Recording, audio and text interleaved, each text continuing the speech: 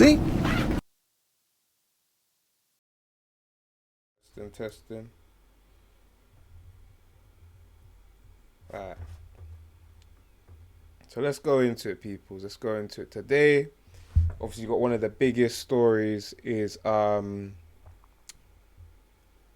Charlie Kirk, political pundit, a commentator, affiliated with the right wing and Donald Trump, and one of the biggest right wing pundits, was shot and assassinated at one of his conventions where he usually debates people at university campuses and so forth. And yeah, he was shot and killed essentially. So that's one of the biggest stories right now. So without further ado, I'm gonna hop straight into it. But I don't want to spend too much time on this because it's been covered so much.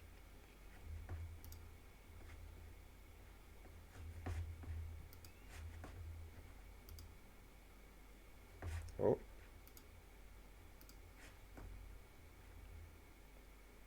See if we can find a good.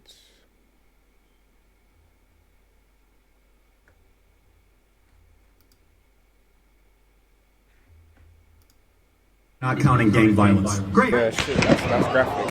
So let me try to find a safer video that won't get us cancelled, because that one was, you're going to see the bullet going through and the blood spurt everywhere, you understand? So let's try to find one which is a bit more censored, a bit more That's a lot of people. Twitch, you understand? Twitch, really. We're going to be here for a couple hours. Get comfortable. Bring the best libs that Utah has to offer. I think the irony of this as well is right before he was assassinated, he was being questioned on mass shootings and essentially questions around gun control. And obviously, he's pro Second Amendment and pro arms, and also probably likely the assassination was due to his affiliation with Donald Trump, due to essentially a lot of the right-wing pundits right now are kind of just propaganda machines, right-wing propaganda machines for people like Trump right now. They're putting money within these independent bodies outside of Fox News and the traditional legacy media. So obviously people see that, and even though there's videos of him coming out and being a bit more critical of Israel, in general his general position was anti-Palestinian and pro-Israel. And in the context of what's going on right now in the world, obviously the UN courts, the ICC and the ICJ, so these are the highest courts in the world, have ruled that Israel's committing genocide. What's it called again? There's war crimes being committed, and on top of that, there's been ethnic cleansing, and even prior to all of these, they'd already ruled on apartheid. And the significance of the UN voting on this is because, one, the UN was originally set up was originally called the League of Nations, and it was set up post-World War One, by essentially Western powers like America. So with that being said, the people with the most veto power is America, is a lot of the Western nations. Now, as the years have gone on, and even though it's meant to be a global body, but it served mostly the interest of Western powers, you've seen more other countries that are part of the UN have their voice being valued more and heard. So we're at a state now where a lot of all the groups within NATO, even though it is a group that kind of has a bias towards Western powers, in spite of that, even them are saying, but partially because of the increased role of other countries as well, it's particularly in the global south within the UN, but even in spite of that, they're saying, listen, all these countries around the world, we've come together and we've evaluated what's going on, and by international law, this is dictionary textbook genocide. And a lot of people don't understand what genocide is in relation to international law, so I'll explain it. Genocide in relation to international law is a preventative law. So it's about intent. It's not about the amount of people that are killed. And there's a particular reason for this, because you had the Holocaust, right? And 6 million Jews, between 3 million and 6 million Jews were killed. And obviously, there was a previous genocide before that. You had the Armenian genocide, but it was the Holocaust that presented the whole concept of genocide to the international community. You have the Nuremberg trials and so forth, And people said never again. We don't want this to happen again. So they made international law, and the whole purpose of the law is to prevent the genocide. So if the intent can be proven that you wanted to ethnically cleanse a people through displacement, preventing births, through basically, because people don't realize there was a lot leading up to the Holocaust of the Jews within Germany. It didn't just happen with gas chambers, but it was a gradual thing, and that intent was there for a while. So based off the Holocaust, they made this law. Now skip forward to the 90s, and you can see there's now a double standard. Why is there a double standard? Well, because there is another ethnic cleansing and another genocide that happens, but in the global south, in Africa. You have Rwanda. And people said never again. Now, what you have to remember about Rwanda is that the time before the genocide kicked off, you had the UN there, UN peacekeeping troops. You had American troops there. You had also French and I think Belgium troops over there, but you might have to verify those troops. Remember, Rwanda is a former, I believe, German colony. And a lot of the ethnic tensions had been stoked up by the colonial powers, essentially.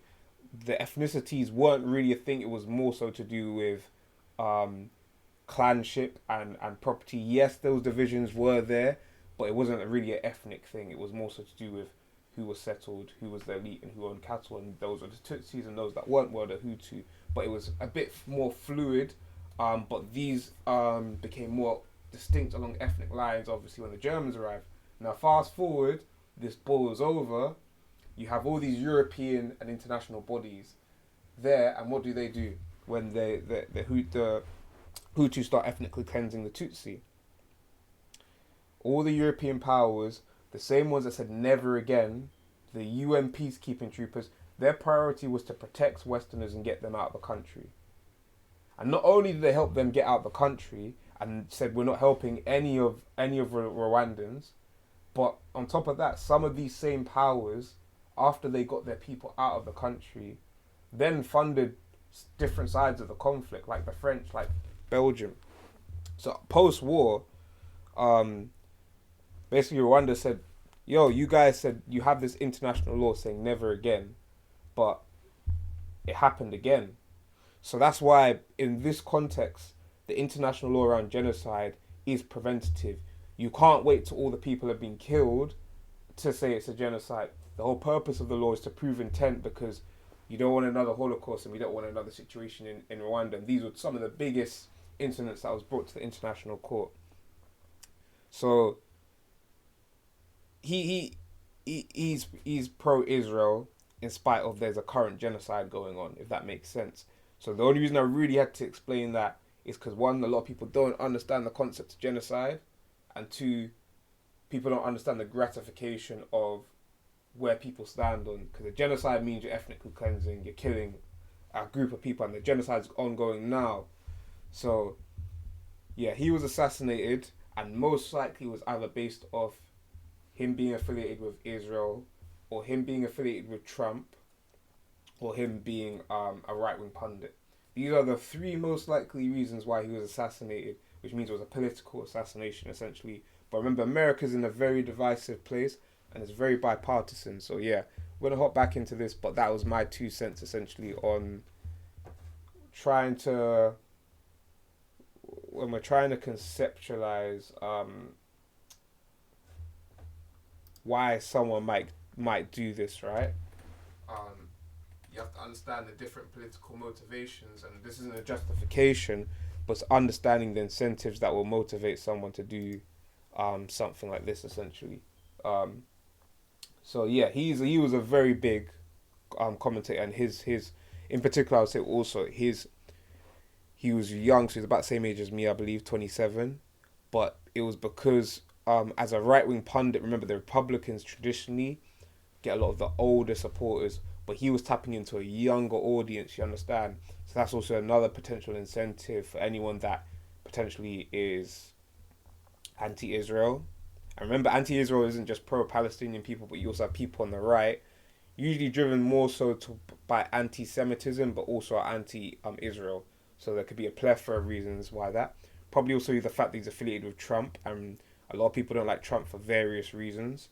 And also the fact that he had a lot of his right-wing talking points, whether it be to do with race, whether it be to do with crime, whether it be to do with abortion, whether it be to do with certain people's rights. And yeah, a lot of people didn't like the way he was talking. This does not justify the killing. He was, at the end of the day, in spite of, he has a right to freedom of speech, in spite of whether you agree with him or not. Not to say that his words don't have impacts, but at the end of the day, places like America have protocols to enable these things to happen, and also these things to be challenged, you understand? So with that being said, if you don't like what you said there is protocols where you can challenge him, you understand? And there's protocols where you can also go out and say, and this is not a privilege that's afforded in a lot of different countries. So there's no justification for why you should take another person's life just because of what they're saying, when it doesn't, even if you feel like it's infringing on your rights, it's not directly, it's not a direct assault. He's just exercising his freedom of speech, and you are supposed to use your freedom of speech to challenge anything that you don't necessarily agree with. But at the end of the day, we also have to be realistic. The place America is right now, and the place by extension of that, any NATO or any Western nation is very divided. And a lot of it's due to socio-economic issues. In summary, I say the Roman Empire's fallen. Rome's done. And that's when you start to see a lot of the how to say, false narratives and mythology that holds these nations up together fall apart, and it's kind of left with the reality, which is a lot of these countries are very divided, and a lot of the economic issues, and in particular these global conflicts that we're engaging in, are only going to cause these divisions to get worse. So yeah, without further ado, let's get into it, because I want to move on from this is a big story, and I'm sure a lot of you have seen it. You've probably seen it on Instagram as well. I posted it, but yeah, he got shot in the neck. Right now, they don't know who the shooter is. They've arrested an old guy, an old white dude, but some images were released of another man, and they're saying potentially, they don't know who the shooter is, but potentially it might be this guy. If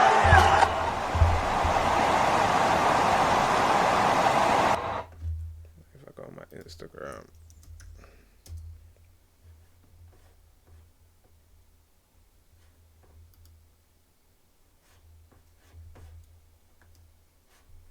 The region, even globally, how are Qatari officials Not counting gang violence. Great. Right. I can. If you're in France today,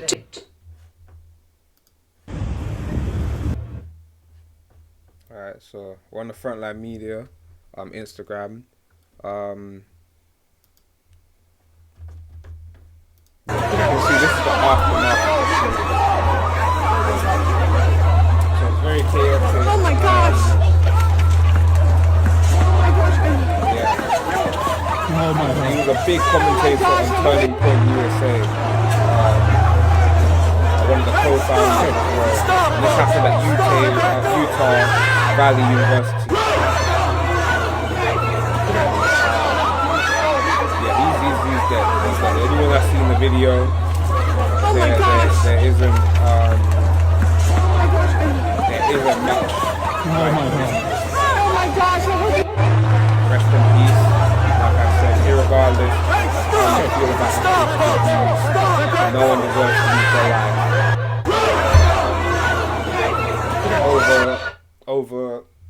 Over exercising their right to freedom of expression. But at the end of the day, you have to be honest. We have to be honest with the state of America, the state of the West. It's very divided. We have to be honest about, he's a person in a position of power, so his words do hold weight and do have influence and impact. And to that powerless people, he's an easy target. And remember, America is a place where there is a lot of firearms. So you can take action on things you don't feel happy about. And remember, that is also a lot of conflict is essentially when the talking stops. You know, it's a battle between ideologies. You understand? It's almost like a physical form of debate war. You understand? So when some people, when the talking stops, the shooting starts, you understand? So that's where I think the West is and place, and especially America's at right now. Not everyone wants to challenge people in positions of power, to be frank. I think it's at a state now where people are trying to take him out because they feel like it's not working, essentially. They feel either these people are too powerful and have too much influence for us to have a significant impact. So we're just going to use our Second Amendment instead of, I believe freedom of expression is the First Amendment. I'm not too sure, I need to double check. But instead of using the amendments that protect freedom of expression, we're going to use our Second Amendment to get what we want.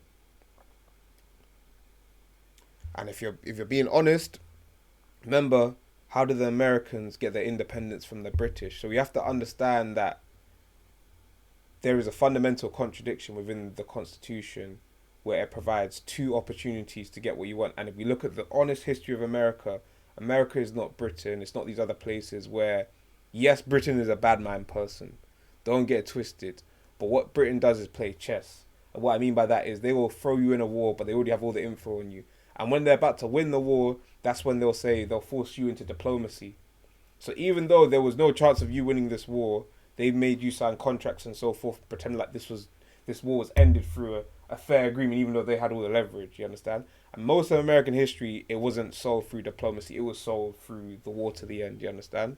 So the way I'm looking at this is the people that are responsible for these actions, this is probably their incentives. They probably, it's not a thing of they want to chat. It's not a thing of they want to use freedom of expression. It's a thing of they probably want to challenge the whole existing status quo. And if that means conflict, if that means sparking that, then that's so. Whether it's people involved within the institution or outside of it, something clearly, someone's trying to start something, in my opinion. And yeah, they're doing it through direct violence, not through talking. So this is a state we have to be very wary of as commentators, as people that work in the media, as journalists. Remember, our job is dangerous. Despite the fact that we have the right to freedom of expression, doesn't mean it's guaranteed. You have to fight for your rights. So you have to remember that media does have influence and power, and to the powerless, especially those that feel that their only power is not within their voice, but within their violence, you are a target, especially in these times. So we have to be careful. But yeah, man, rest in peace, Charlie Kirk. This is the state of the world right now, so everyone has to be very vigilant and cautious of how they report and cover their stories and how they interact with the media nowadays, because in this information society, that information can be used against you. But yeah, man, without further ado, let's move on to the next one, man, which is to do with Israel, man. I'm not going to go too deep into it because a lot of details there are on, but essentially recently Israel bombed Qatar, and their excuse was essentially that there were Hamas operatives there. But this is a bit disingenuous considering the fact that for the longest time, essentially Doha and Qatar has been a neutral ground where especially Israelis and Americans have known that because this is the neutral ground, this is a place we can interact with Hamas diplomats on behalf of Hamas. So this is when most negotiations and talks between the Israelis, American parties, and opposing parties such as Hamas and Iran are able to meet. So technically, these are diplomats they're assassinating. It's not combatants. On top of that, this is a violation of international law. Israel has bombed another sovereign state, and they're saying this is in protection of defense. But like I said, if you already know Hamas are there and have approved it months and months before years, and so have the Americans, you can't then say because Hamas are there in self-defense we need to attack Hamas, because the reason Hamas are there is because you guys have approved for them to be there, because that's the only place you guys can have negotiations between the two different parties. And this is common throughout history. I mentioned diplomacy earlier. If you look at most conflicts and most diplomatic agreements, both parties, whether it's the Geneva Convention or whatever convention, the convention is usually in the place where both these parties are up front. They have to meet in a neutral place. So it's very common for a neutral country like Qatar or Switzerland or these places to host two conflicting powers and have diplomats on their behalf, you understand, to engage with each other. And that's what Qatar essentially was doing. So essentially Israel have violated international law, and they hoped they would get in the Hamas targets, but they did not. So it's a very bad look on their behalf right now. And to kind of distract themselves from it, they have also launched strikes on Sana'a in Yemen, saying they were targeting Houthis. I don't know about the extent of the success of either of these strikes, but I do know that they've been confirmed civilian casualties, both in Yemen and both within Sana'a.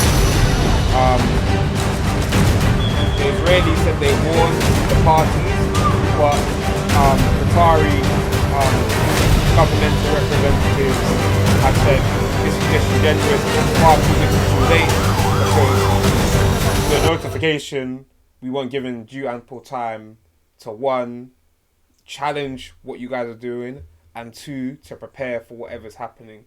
So yeah, it was made in bad faith, and essentially right now Israel have violated international law. They have attacked sovereign nation states in the name of self-defense, despite the fact that the context of the supposed threats within these sovereign nations was already known about by both Israel, by both America for diplomatic purposes, months, years in advance. So yeah, it's very disingenuous. But yeah, man, let's move on next. Let's see what else is happening in the world.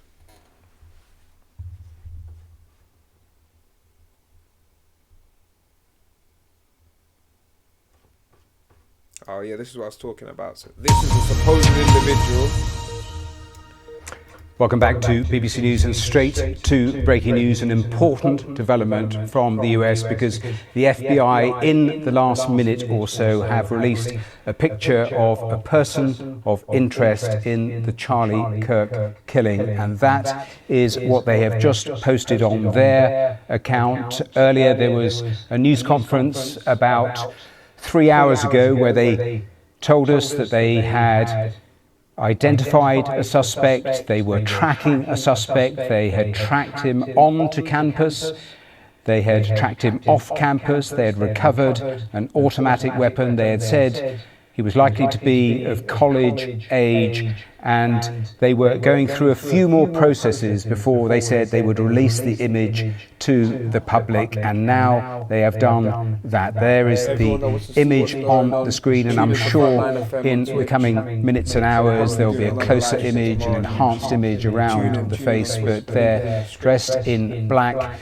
The image, the FBI release of a person of interest in the Charlie Kirk shooting. And of course we've learned all of those details over the last couple of hours in terms of the event. We saw the gathering there at the university in Utah, a huge gathering of students and others around that tented area, the conversations that Charlie Kirk was having in his debate, and then one shot was fired, and eyewitnesses talking about the blood that spurted from his neck. And of course he was taken to hospital, and hours later he was pronounced dead. But the investigation, well, that has been rapid through the course of the hours. So it's looking like a similar situation, I think, to the shooter of the health insurance CEO. So where the person now is on the run, and they have an image of the person, but still they don't know where his whereabouts is. And the person they have currently arrested is looking likely not to be the perpetrator, some old random guy they arrested. But yeah, let's move on, people, man. Let's move on, people. I saw something interesting about Jamaica almost clearing its financial burden to the IMF. I think there's a lot of I'm very critical of the new status quo in Jamaica. And I'm going to break it down why, because I don't think it's all roses. But we'll delve into it.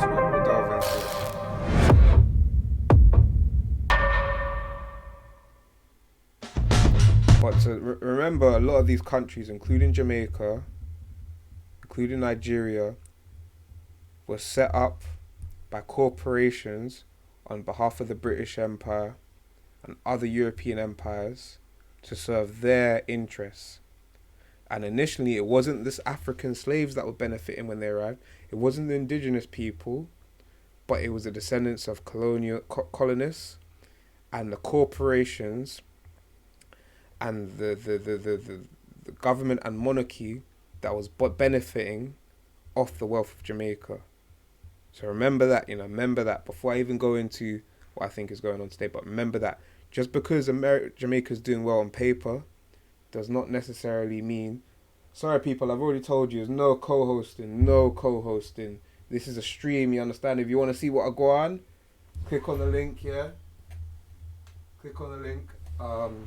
And you can see, but we got our host here, man. We got our host here. No co-hosting, unfortunately, yeah? Alright. Without further ado, let's get into the video.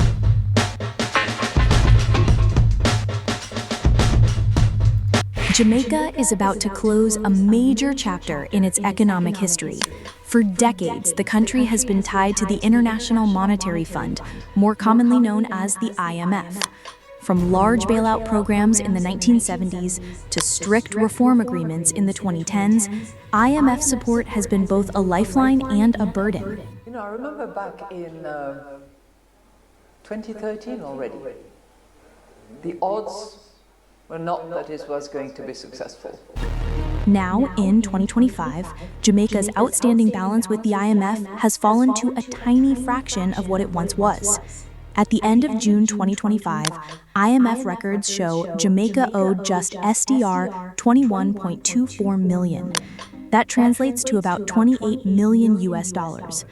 Compare that to nearly $1 billion US dollars borrowed under earlier programs, and the scale of the progress is clear. This repayment milestone means Jamaica is set to finally pay off the IMF. The country at the time was in a very, very bad financial condition. Couldn't borrow on the financial markets. The debt levels were astronomically high, and the fiscal position of the country was very negative. Fast forward, circumstances have changed enormously. The IMF is a global financial institution created after World War II. It has 190 member countries, including Jamaica. So essentially, I'll say the IMF is like a... Remember, if you look at the whole global neoliberal system, and especially look at it from a post-colonial lens, what you'll realize is the world and a lot of the nation states, a lot of their economies, their parliamentary structure, political structure, was defined by a few European empires, their central banks, their monarchies and their governments. This defined a lot of the world. And this hit a boiling point, obviously, with the 2 world wars, because what made these things world wars was that not these European countries fighting each other, but the fact that they had empires and that they were essentially fighting over imperial possessions, which made it into a global conflict. But really, zoom forward when we get to the Cold War, so post-World War II, and what you have to do is the West had to transition. They had to transition from colonialism to a new form of neo-colonialism. Remember, and I'll say this is summarized in I believe is it the Atlantic Charter? So I need to get it up so I know exactly. But essentially, when Great Britain wanted America to be involved in the war,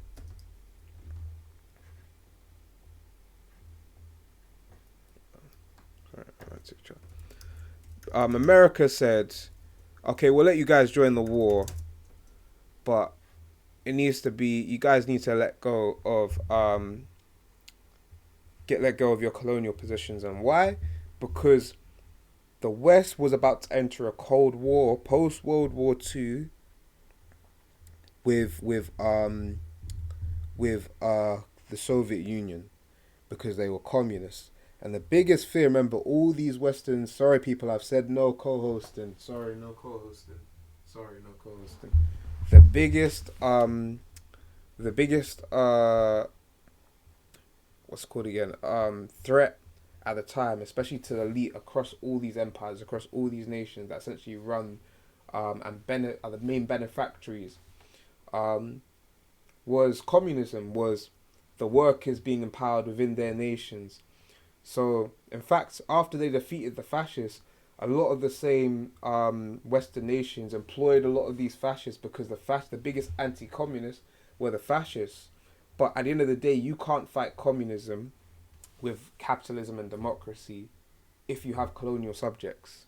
It doesn't make any sense. You cannot say democracy and liberal economics and so forth is better if you have colonial possessions. So that was ultimately the theory behind, during that, Britain let go of India. And then in the 1950s, Macmillan made the Winds of Change speech, and he let a lot of these quote-unquote sovereign nations become independent. Even though they remain part of the Commonwealth, even though the political structure of most of these nations was British, a lot of the leaderships of these nations served the interests of American and British interests, and furthermore, a lot of the nation states themselves were created by British or American corporations. They weren't created by the people. A lot of these nation states don't even have a constitution made by the people. It was a colonial hangover inherited from when they were a colony, and now they just remixed it for when they are now a supposed independent nation. So how did America, Britain and NATO hold into their empire? Through its military-industrial complex and the financialization of the global economy. Through the financialization of the global economy, getting rid of the gold standard, making all the other countries in the world, have their standard be the US dollar. Essentially, they recolonized the whole world. And the IMF is one of the biggest institutions seen behind that in neo-colonialism, in neoliberalism, continuing the legacy of colonialism, supposedly in the post-colonial era. And the IMF was seen as one of the biggest institutions that was behind that. So we have to be very critical in the same vein as when you simply cleared your debt to the IMF, doesn't necessarily mean everything's good and well. In Jamaica. Its main purpose is to provide short and medium-term financial support to countries facing balance of payments crises, where a country cannot meet its international payment obligations or needs to stabilize its currency. Unlike development banks, which fund long-term projects such as highways, schools, or hospitals, the IMF provides policy-based loans. These loans come with strict conditions. So this is why it's seen as neo-colonialism, because a lot of these debts were essentially inherited as these nations became independent. So it's a slavery thing. You're paying back your slave master. And because the IMF is based in the Western nations, even though, remember, most of the resources that underpin, remember, they've got rid of the gold standard, but the reality of it is that underpins the global economy is in the global south. It's in places like Jamaica, Africa, India. That's where the resources that underpin this global economy. It's not the dollar.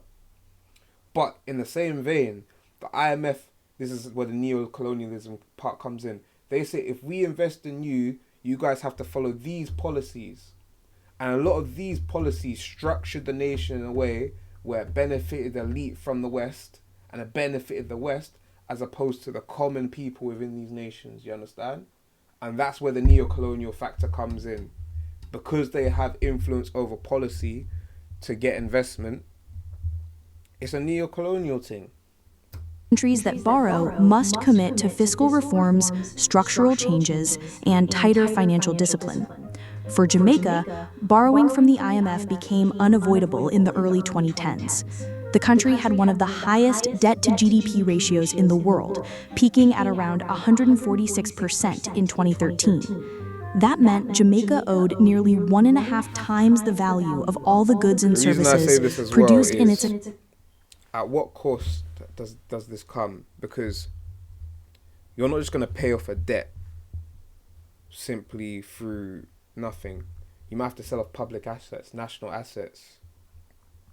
You might have to allow foreign investment, whether it's the Chinese, Americans, or foreign companies, which then essentially get to profit off your natural resources. And is that going back into the pocket of your peoples? Or is it going into their company and into their economy? And is it just benefiting the elite of Jamaica? You understand? These are the things we have to think about, not just in the context of Jamaica, but a lot of places around the world when you hear through, simply through paying off debts and through the IMF, the country is now fixed. It's never that simple. It might be fixed for a certain select few people, but there's always more nuance and complexity within a story. But one thing we should take into context is, so the current leader of Jamaica has, he's been re-elected. He's part of the JLP, and they had basically a landslide vote within Jamaica. And this is very significant because their opposition, the PNP, People's National Party, and you've got Jamaica Labour Party, Jamaica Labour, right? They used to fight each other, especially in the 70s. And essentially the JLP was the CIA and American proxy. And the reason they needed a proxy within Jamaica, because remember, this was the Cold War. And what was happening within the Cold War, the PNP, what's it called again, was essentially more affiliated with Cuba, the Soviet Union, and more communist, left-wing, Marxist ideals. Within the context of the time, that was a big threat to the American status quo. Remember, it may sound like conspiracy, but remember, America feared Cuba. Remember the Bay of Pigs. America got ex-Cubans, you understand? Sorry, not, ex-Cubans, so Cubans that have left Cuba. A lot of these were, though, Cubans of white Cubans, of the elite class in Cuba that left Cuba, because they were the benefactors of when Cuba was essentially a right-wing dictatorship. But yeah, the Americans sponsored them and the CIA sponsored them to go and reinvade Cuba. Obviously it didn't work, but these are the things the CIA will do behind closed doors. So the CIA on one side was funding the war, and the other side was the USSR, and the more left side funding the PNP. And what you have to understand about this conflict was the reason it blew up so big in Jamaica and still persists partly to the day was because a lot of the garrison communities, which essentially communities set up for the sake of conflicts, and it goes back to the colonial era, was now used in the context and purpose of politics. So in order for people to get certain jobs, in order for certain communities to live a good standard, you had to vote for the right party. And if you voted for the wrong party, it resulted in conflicts. And this conflicts, the proxies would be the garrison communities, the places they would leave the guns, and so forth. So the facts zoom forward to today, and that there has been a landslide victory for the current Jamaican president. The fact that he used JLP, and the fact there was no conflict is a very, very significant landmark in history, you understand? And the fact also Jamaica's no longer has is debt to the IMF means Jamaica's reclaiming its ownership, you understand? So this is a very, very significant point within history. Economy each year. With high interest payments consuming the budget, little money was left for development. Investors lost confidence and economic growth stalled. To reduce the debt and restore growth in the economy. In a world of less, latte for joy, Sky Mobile wants everyone to expect more. Another element behind this, though, there is a colorism issue with job, not just in Jamaica, but a lot of parts of the Caribbean and even parts of Africa. And whether Labourite or PNP, a lot of the people that were driving, that are leaders of these political parties, come from the class of lighter skin, descendants of Europeans. And it does also address in spite of the party, a fundamental class issue that's linked to race within places like Jamaica and the Caribbean, and the hangover of colonialism and slavery. And the reason I bring this up is because we have to remember the slogan of Jamaica is out of many one people. But the reality of Jamaica is it's 98% black people, Afro descendants, people from African slaves, descendants, or dark-skinned indigenous people, or whatever you want to call them. It's black Jamaicans make up 98% of the population. And to say that they are in a position of power in Jamaica as a whole, still it can be reevaluated today, but it's definitely something that we have to look upon critically, even though, like I said, remember what I said, Jamaica in the beginning, when it was set up as a colony, was very profitable, but it wasn't profitable for the slaves. It wasn't profitable for the indigenous people. It was even that profitable for the white working class, indentured servants that were sent there from Ireland and all these other places that they made overseers and so forth. It was made profitable for the capitalist class that owned the islands through corporations that had been set up, whether it was a Royal African Company, whether it was there's a whole Dutch East India Company, the British East India Company. There's a whole plethora of companies that was set up that essentially set up the infrastructure of these nations, and these companies were the benefactories. The monarchy were the benefactories. The Queen was the benefactories. The elite and the capitalist class was the benefactories. But to say the slaves and the indentured servants and the indentured servants from India that came over, and to say it wasn't. But Jamaica was wealthy at the time. So these are the things. Wealth does not necessarily, the whole concept of trickle-down economics has been proven. Just because a nation is wealthy and has a lot of GDP does not necessarily translate into the entire population progressing and having their material needs addressed. And one of the biggest stories right now in Jamaica, which we'll get into this because my brain goes on tangents all the time, but we'll get onto it in a sec. Creation. It is in that context that some of the unavoidable hard decisions had to be taken. I hope the Jamaican people understand.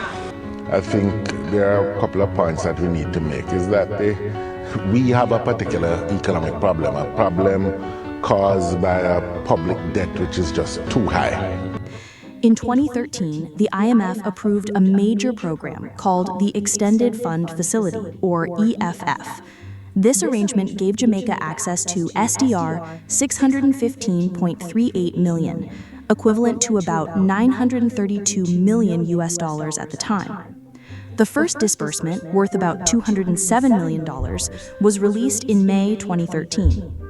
The loan came with strict conditions. Jamaica had to maintain high primary surpluses, meaning it had to collect more in revenue than it spent on everything except interest. It also had to reform its tax system, restructure state-owned enterprises, and restrain public sector wages. These measures were painful, but they were the price of IMF support. In 2016, after progress under the EFF, Jamaica transitioned to a new arrangement. This time, the IMF approved a precautionary standby arrangement worth about $1.6 billion. Unlike the earlier program, Jamaica did not draw the full amount. Instead, the arrangement acted as an insurance policy. If Jamaica faced external shocks, it could access the funds. So, while the approved amounts under IMF programs were large, the actual outstanding debt fluctuated. What matters is how much Jamaica truly owed at different points in time.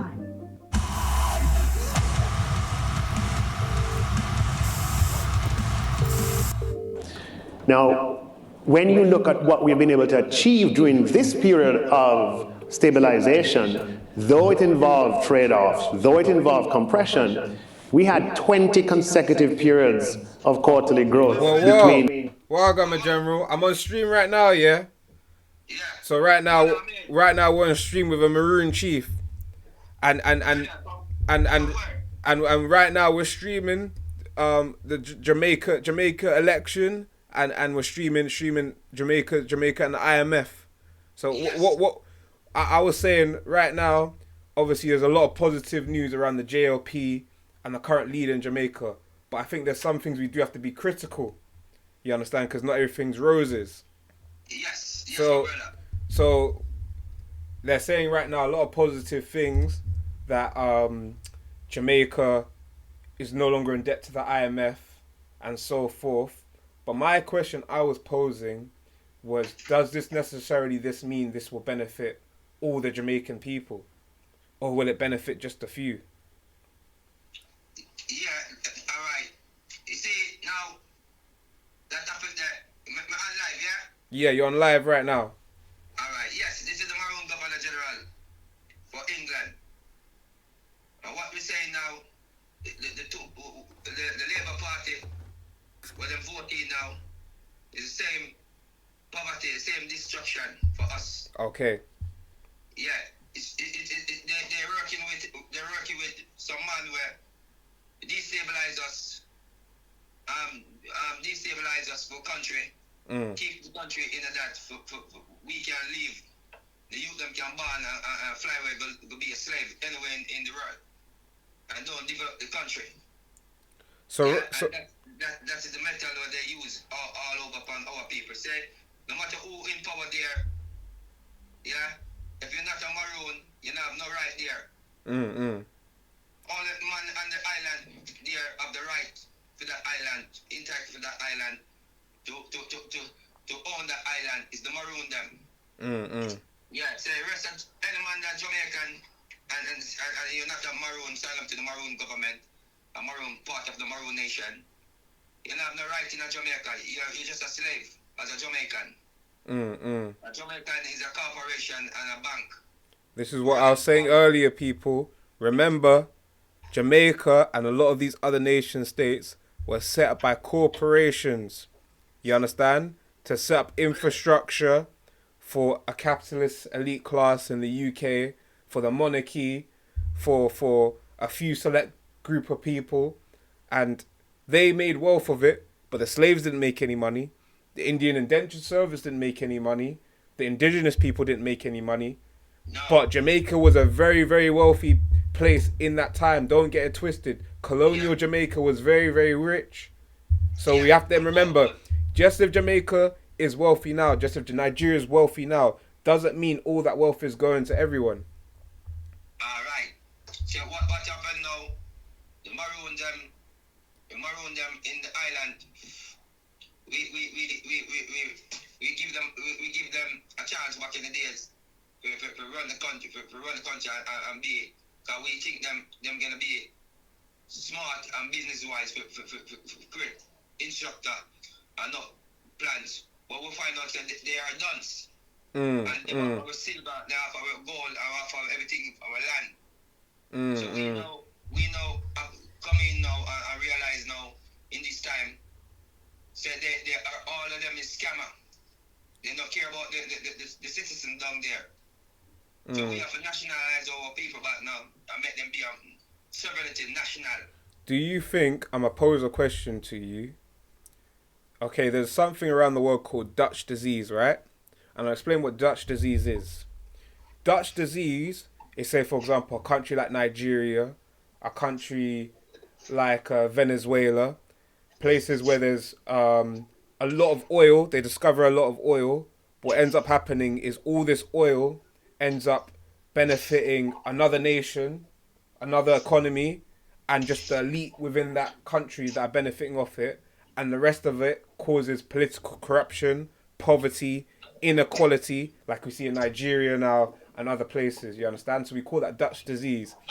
Do you think that Jamaica could enter a Dutch disease? That they could just exploit bauxite, all the natural resources of Jamaica, but the people them don't experience the wealth of all these natural... Same thing. Every Caribbean that Jamaica knows, the colonial system, every Caribbean, they put that on. Okay. Every Caribbean in the Caribbean. Now remember, we used to respond for Cayman Island as a Jamaican, as a Maroon. We are the Maroon. Used to respond for Cayman Island. Cayman Island used to spend our money.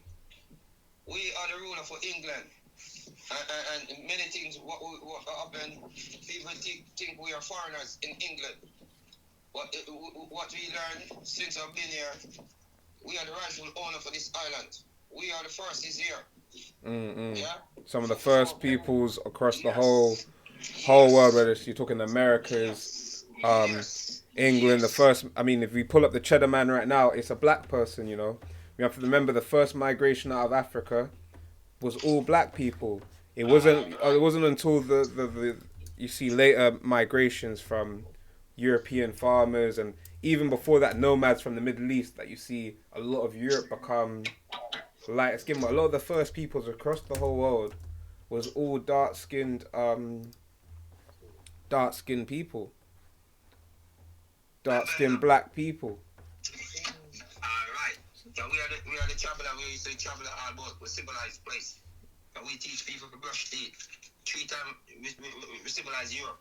Imagine Europe, and 3 times we civilize it. So we get a civilized place and we are nothing. People can understand that the government is here now operating, and we are giving back people their nationality and get them out of the slave system. All we can do for people now to get them out of the slave system, to nationalize them and make them be a part of us, our nation. Before, we never used to document people, but people like danger, so our people back all over.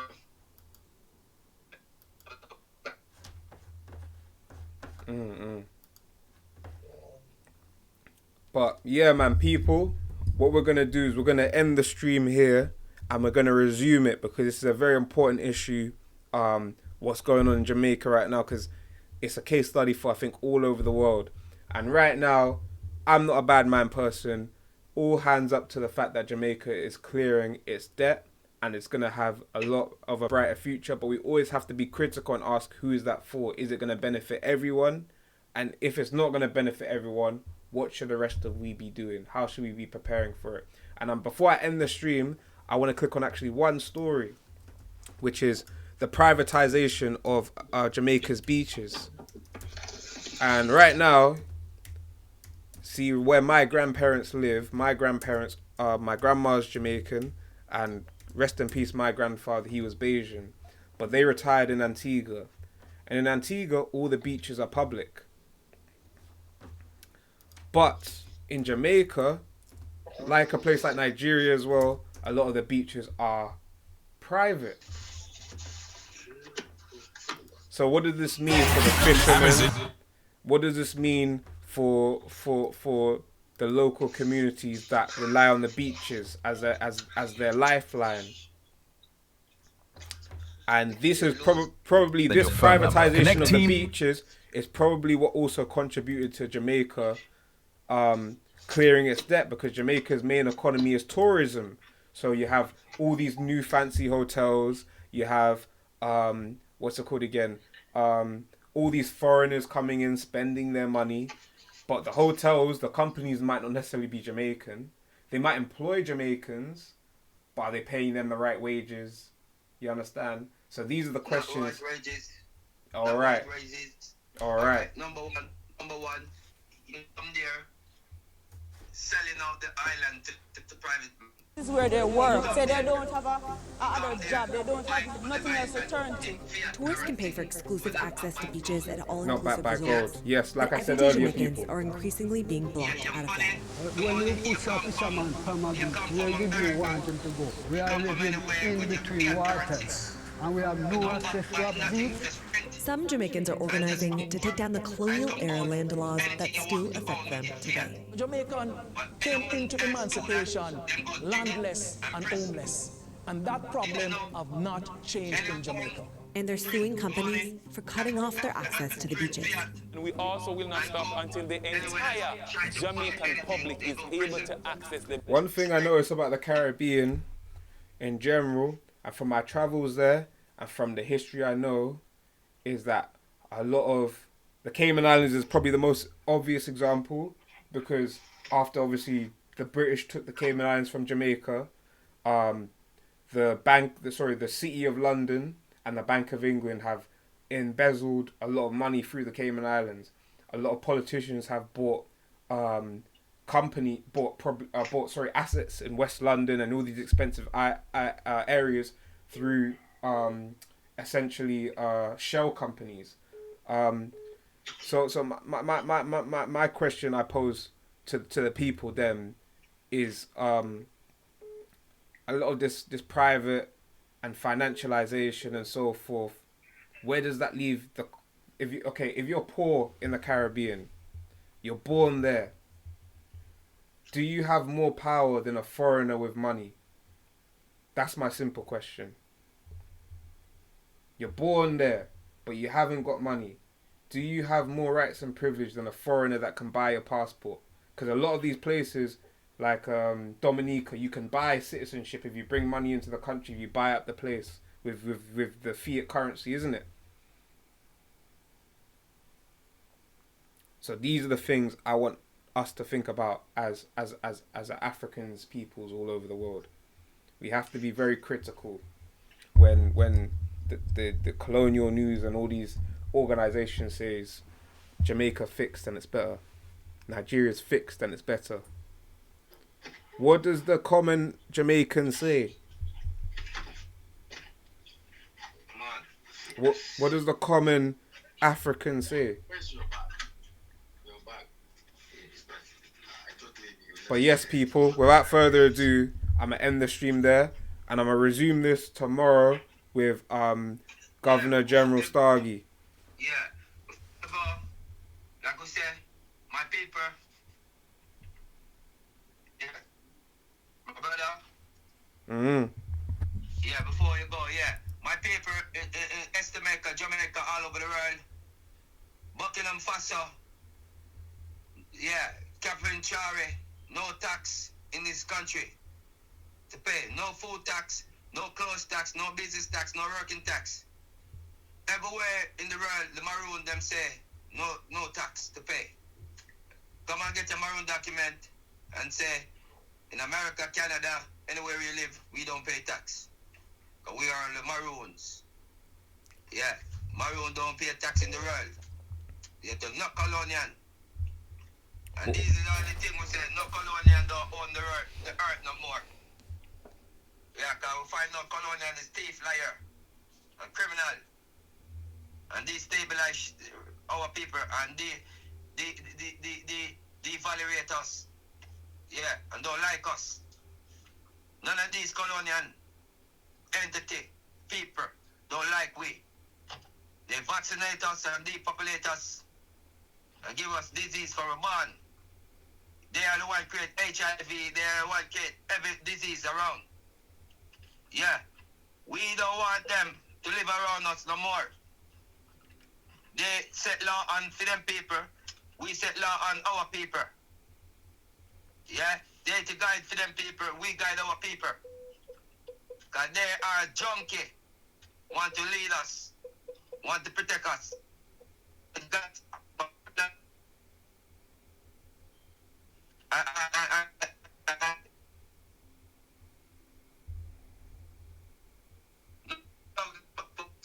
Look at us.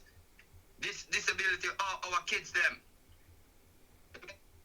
Vaccinate our kids them, immunize them, bare diseases and base defaulted. Yeah. Bill Gates and him friend them. So all compartment of them. They are the one. The paper, open the eyes, link up with the Maroon government, and be a part of us. Yeah.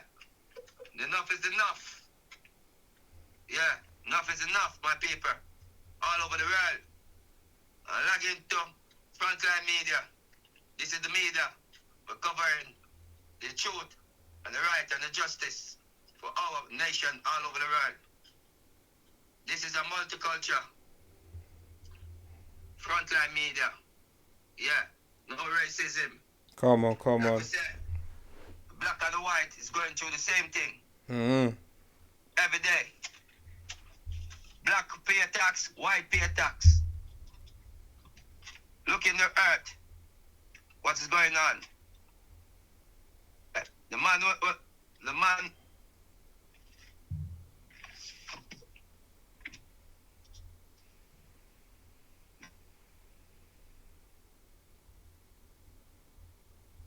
All right, you heard it from the Maroon Governor General himself, the Maroon Chief, Stargy Standout. And yes, my people, I'm going to end the stream there. Appreciate you guys, and we'll lock in tomorrow. This has been Frontline FM, and I appreciate you all. You